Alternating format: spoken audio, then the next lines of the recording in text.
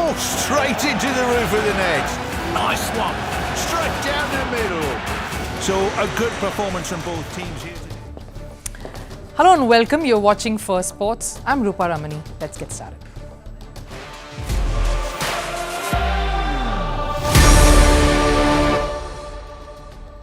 Now, the biggest noise from the weekend, not the tyres of Max Verstappen's car going bust at the Australian Grand Prix, or Shohei Ohtani's fans and critics who are throwing aspersions of a gambling racket that his translator is involved in, or all the goals scored across the friendlies in the qualifiers. It's the boos that rained down as Hardik Pandya, the new Mumbai IPL franchise captain, face off against his previous side Gujarat in their tournament opener at his home city, Ahmedabad. More on that in the show. Also, what is it about Pakistan cricket and U-turns? The latest is Mohammed Amir, who's announced his comeback to international cricket. Will he be picked for the T20 World Cup coming up?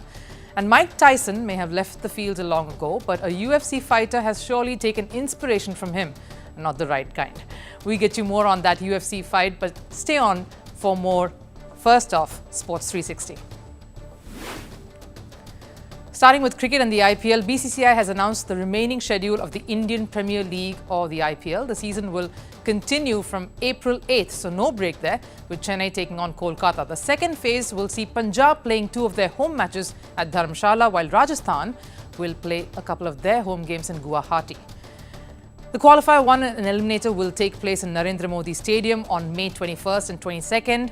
And qualifier 2 and the final will take place in Chennai on the 24th and 26th. Over in Formula 1, Ferrari's Carlos Sainz ended Red Bull's winning streak by capturing the Australian Open Grand Prix. Max Verstappen was forced to retire on the 4th lap due to mechanical issues. Ferrari's Charles Leclerc grabbed the 2nd spot and McLaren's Lando Norris came in 3rd.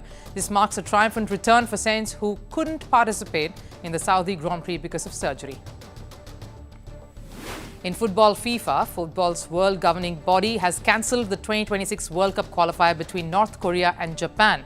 That was scheduled to take place on Tuesday. FIFA's announcement came after North Korea refused to host the home leg against Japan. FIFA cited lack of space in the international football calendar and added that the matter and match outcome will be referred to the FIFA disciplinary committee. Team USA clinched the CONCACAF Nations League yesterday. They beat Mexico 2-0 in the final to win the 3rd consecutive Nations League title. Tyler Adams netted the first USA goal in the 45th minute. Gio Reyna extended the lead after firing from the edge of the box in the 63rd minute. In tennis, men's world number 3 Yannick Sinner of Italy has advanced to the round of 16 at the Miami Open. He beat the Dutch world number 26 Talon Griekspoor 5-7, 7-5, 6-1. Sinner will next take on Christopher O'Connell of Australia in the next round. The Italian has now got a 18-1 record in 2024. The only loss, of course, came against Carlos Alcaraz in the semi-finals of the Indian Wells.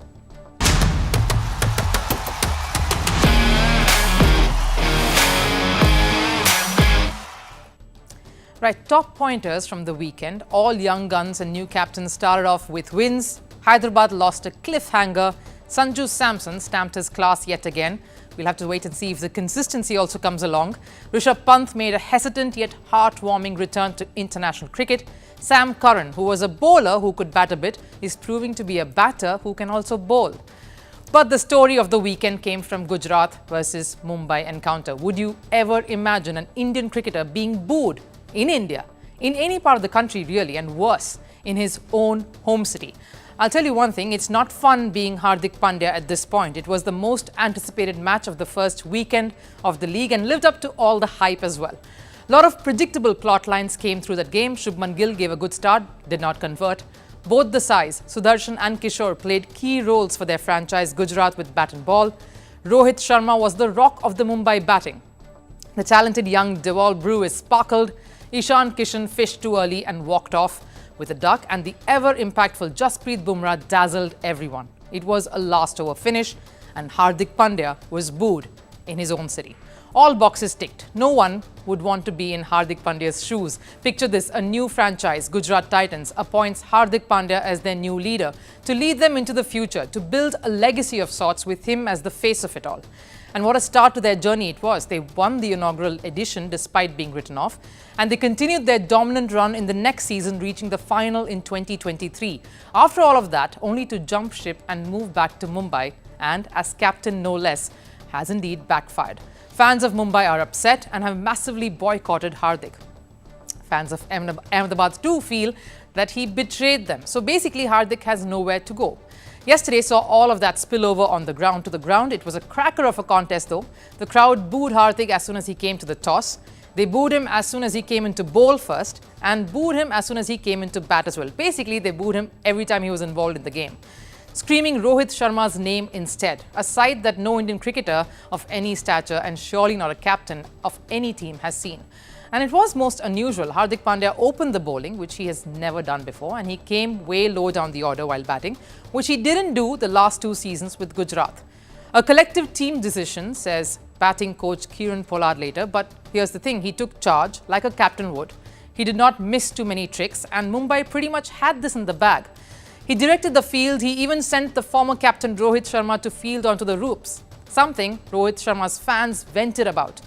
Now, all I would say to that is captains, even the best fielding captains like Virat Kohli, for example, have fielded on the ropes. If your captain wants the best fielders in a certain position, that's only a good thing. And that is what Hardik was possibly doing. But fans and the 88,000 capacity crowd at the Narendra Modi Stadium did not think so and did not quite like that. Hardik, though, went on about his business and with the focus that he would have had any other time. Mumbai took the game quite close. They were in control too, but that stifling spell by Sai Kishore probably broke the momentum. Mohit Sharma as well coming right back into the game and bringing Gujarat back in with it. A few wickets falling and suddenly the simple equation had changed into a difficult one. With a steep ask of 19 of 6, Hardik Pandya walks in and the crowd is livid. The boos and heckles are insanely loud. Hardik strikes Umesh Yadav for a 6 and the crowd is silenced. Some field changes later and then Umesh runs in again. Hardik slaps the ball to the ropes and suddenly the crowd is tense because they know that Hardik could change this. 9 of 4 is game on. But the tension is short-lived. Umesh pitches it a little short and that's the end of Hardik Pandya and the Mumbai resistance as well. But you have to give it to Hardik for putting up a brave face and backing the youngsters who came in ahead of him but failed to deliver. It was a tough act out in the middle and a tough night for him. At that post-match interaction, he backed the decisions taken by the batters who came in before him, and the commentators were also torn between feeling sad for him and stating the obvious. And if you think he will get some respite, at least in his home matches, well, think again. Wankhede will be a cauldron and the boos may just be as disturbing there. The situation needs some mending, especially after you see some heated exchanges between Rohit Sharma and Hardik Pandya after the game. But we don't want to get too much into speculations here. But before they even think of getting to mending this, maybe the best that can be done is by getting the results right. Nothing short of a dream season is what can tide the fans' ire and transform all the hate. Well, do keep following us here though as we continue to pick up key talking points from the Indian Premier League only on our coverage here on Firstpost, which is T20 Summer Storm. Now looking ahead though to the match today, Bengaluru are in the hunt for a win and standing in their way is Punjab. It's a home game, so support will be massive for the Red Lions, though who are looking a little different thanks to their outfit and jersey change. Punjab though came through a tough, tight game against Delhi and head into this one and a run fest this with a lot of confidence. So here are my picks for this game. For Bengaluru, I'm going to go with the King. Kohli loves to make a statement and that too at home in front of his crowd. He was not able to stand too strong in the opener, so it's time to get some runs in. Virat Kohli for this one then at the Chinnaswamy with runs aplenty. And then over at the Kings, I'm going with Johnny Bairstow. Unfortunate dismissal at the first match. He's hungry and after being routed in the Test series against India and his form being questioned, maybe it's time for him to score some runs. My prediction for this one, I'll go with Bengaluru. Home crowd, home support, conditions they are aware of, and a perfect platform for their strength, which is their batting, to come to the fore. Pakistan cricket and U-turns. It's almost symbolic now, like their U-turn on Haris Rauf, their bowler. And now the biggest U-turn has come via one of their most potent fast bowlers. After Imad Wasim announced his decision to come out of retirement over the weekend and made himself available for Pakistan's T20 Cup squad, the big bomb dropped with pacer Mohammed Amir announcing his return to international cricket as well. Amir, who retired 4 years ago, has made himself available for the Pakistan World Cup campaign. Taking to Twitter, in fact, formerly Twitter, now known as X, this is what the cricketer said. Life brings us to the point where at times we have to reconsider our decisions. There has been few positive discussions between myself and the PCB, where they respectfully made me feel that I was needed and can still play for Pakistan. After discussing with family and well-wishers, I declare that I am available to be considered for upcoming T20 World Cup. I want to do this for my country as it comes before my personal decisions. Donning the green jersey and serving my country has always been and will continue to be my greatest aspirations. Mohammed Amir says he had a positive discussion with the Pakistan Cricket Board, the PCB. This is the same PCB which has been in the news for all the not-so-positive things now, all of which we've always brought to you here on Firstpost. But just a quick recap, it all, of course, started with the tussle between former captain Babar Azam and Shaheen Shah Afridi, and after a poor 2023 World Cup run, it resulted in Babar leaving the captaincy and everyone getting sacked. Things should have ended there, but not when it is about Pakistan cricket. Haris Rauf's central contract termination over disciplinary grounds followed, which, by the way, they have made a U-turn on, as we mentioned. So he's back in the fold and welcomed into the scheme of things. And just when PCB was aiming to set an example and set a plan, a roadmap for the future, former team director Mohammed Hafiz was sacked from his position. And if that wasn't all, we are now hearing the rumours that T20 captain Shaheen Shah Afridi may not be the captain for the World Cup. Want to know what's funnier though?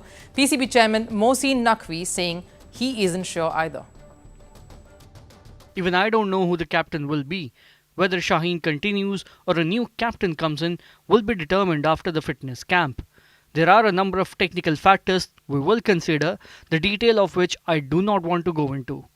We want a long-term solution, whether it's Shaheen or a new man, and then we intend to stick by that man, instead of just changing a captain just because you lose a match or captain. Another U-turn in captaincy appointment too, so no coach, and now we don't know who the captain could be at the World Cup too. This recent statement clearly tells you the uncertainties that lie in the Pakistan camp.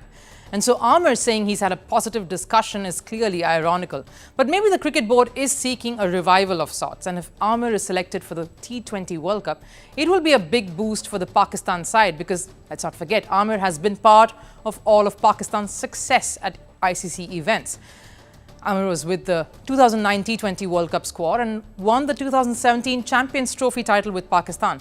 Amir's talent has never been a question. He has always been a part of he was also part of the Pakistan Super League and has been impressive in his campaign there. But his Caribbean League, Premier League or the CPL performances is what makes him a contender for World Cup, as the 2024 World Cup will happen in West Indies and the USA. Mohammed Amir, while playing for the Quetta Gladiators in the 2024 season, that's PSL, picked 10 wickets in 9 games at an average of 28. But in CPL, Amir has taken 43 wickets at an average of 14.39. That's impressive and has been economical too, with an economy under 7.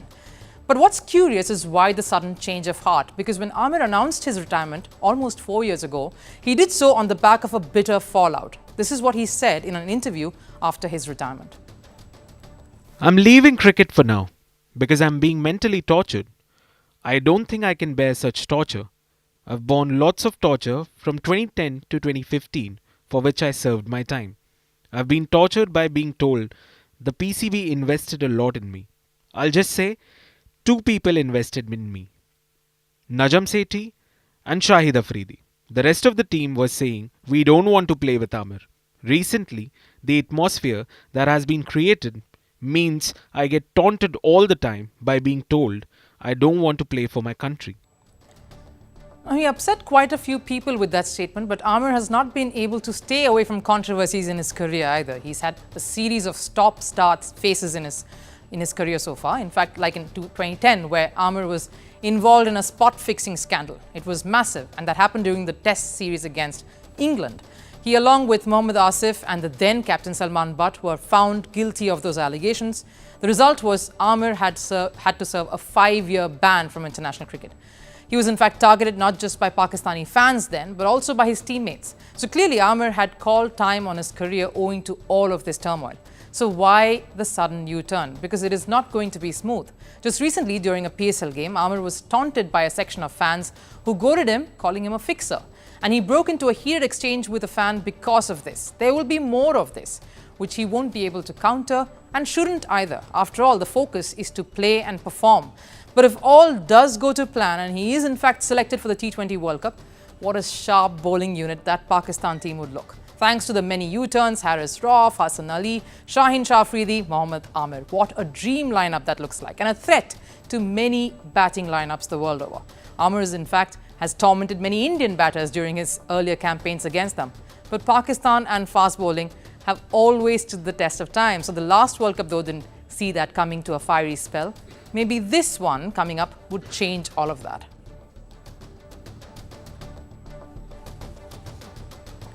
Mike Tyson is an inspiration. He has been a legendary boxer, and I'm certain he's inspired generations to punch above their weight, like he did, to rise to the top, to fight like him, to defend like him, and maybe even bite like him. Yes, you heard me right. An athlete bit his opponent during a competitive game, Ultimate Fighting Championship or the UFC fighter Igor Severino, who was making his UFC debut, decided to use his teeth in combat. He was, of course, disqualified from the fight night bout on March 23rd because of this.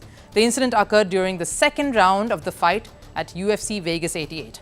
The disqualification wasn't the end of it though. UFC President Dana White doubled down on the punishment. White confirmed that Severino has been relieved from his contract. Here's more.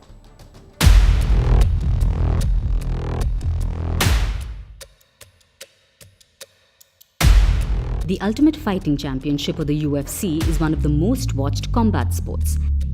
And the global appeal is not just because of the star powers, it's also because of the competitive and fierce display.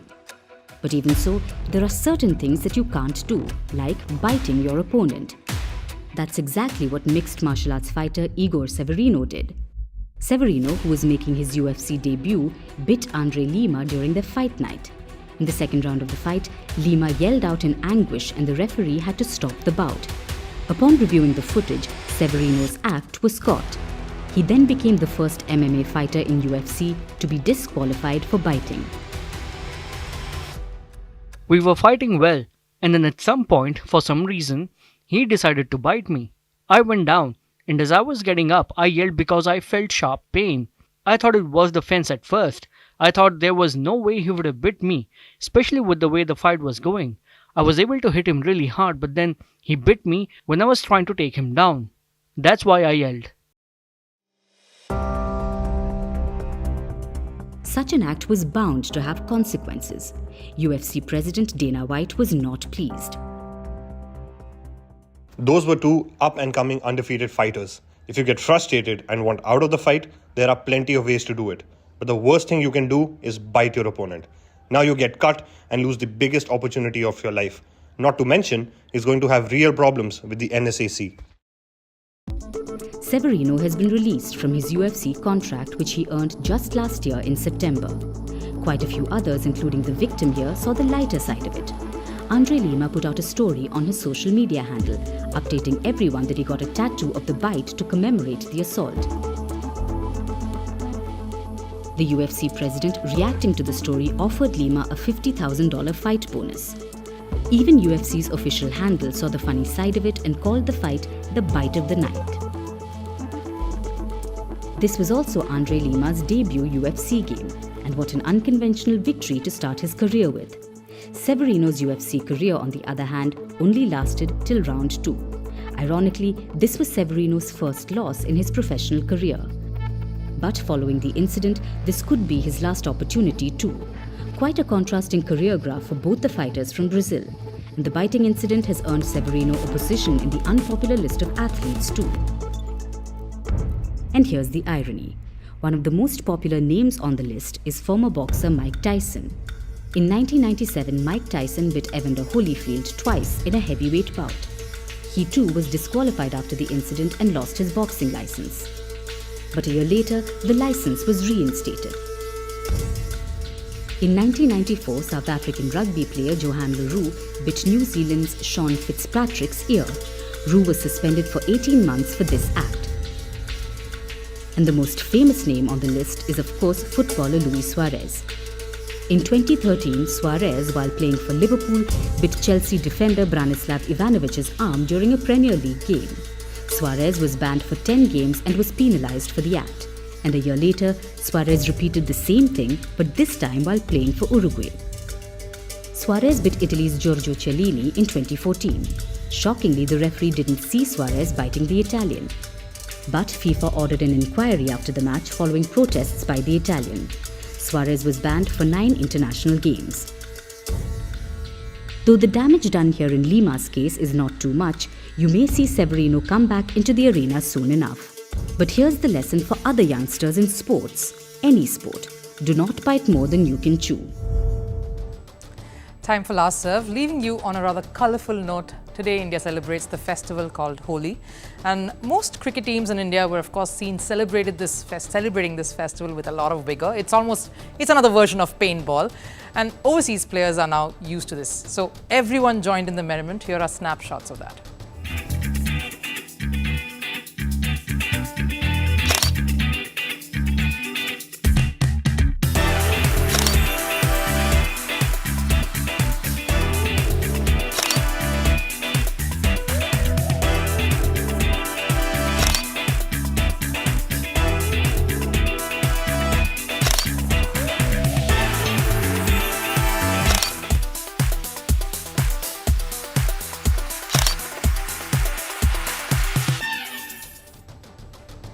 Wishing all of you, those who are celebrating, in fact, already have a very, very happy Holi as well. But do stay on to a lot of other sporting, colourful news from the world of sports here on Firstpost. I'll take a leave. I'll see you again tomorrow.